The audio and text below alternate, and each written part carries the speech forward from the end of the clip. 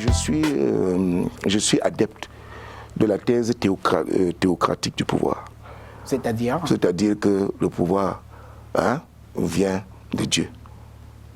Je ne sais pas si... Et c'est Dieu qui le retire aussi. Exactement. Et c'est Dieu qui le retire aussi. Je voudrais vous dire que vous pouvez prendre ça au premier degré.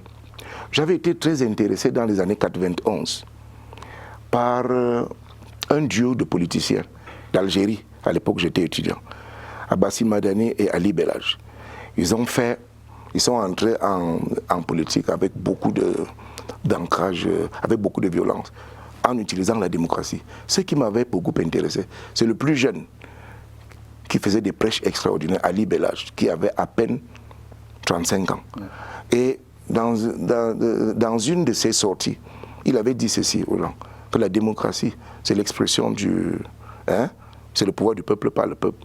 Ça s'exprime par le vote et autres là. Mais vous devez comprendre que Dieu, quand vous allez voter, Dieu a déjà su, Dieu a déjà dit ce que vous avez à faire. Et vous avez l'impression que vous êtes libre. Mais l'expression que vous allez, comment dirais-je, ce que vous allez faire dans l'urne est déjà décidé. Sinon, mais l'homme serait le maître de tout. Alors maintenant, ça peut surprendre. Moi, j'avais été très, très influencé par cette philosophie défendue par Ali Belhaj. C'est pour ça que les Camerounais, M. Tagne, je voudrais vous dire que le débat sur l'âge, sur la longévité du président au pouvoir, c'est un débat qui ne me paraît pas intelligent. Pourquoi? Parce que, je vais vous donner un exemple. En 1979, François Mitterrand est très bousculé par une vague de jeunes du Parti socialiste, à la tête desquels se trouvait Michel Rocard, qui lui disent que ça fait 2 fois, 3 fois qu'il a raté l'élection présidentielle, il est âgé, il faut qu'il se retire. Et son entourage fait de ce que vous pouvez imaginer, c'est-à-dire le premier siècle, les Dumas, Chara Jox, Badinter et autres.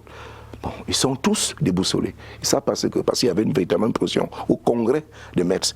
Ce congrès avait pour objectif de désigner le candidat du Parti socialiste à l'élection présidentielle de 81, qui était, je peux dire, la dernière de François Mitterrand. Alors, Mitterrand s'est retiré pour rédiger son discours de politique générale. Et il a mis une phrase dans ce discours. Il a dit, pour répondre à l'assistance et au congrès, il a dit, la jeunesse, c'est le temps qui nous reste et non celui que nous avons déjà passé. Vous comprenez ce que je veux dire? La jeunesse, c'est le temps qui nous reste et non celui que nous avons déjà passé.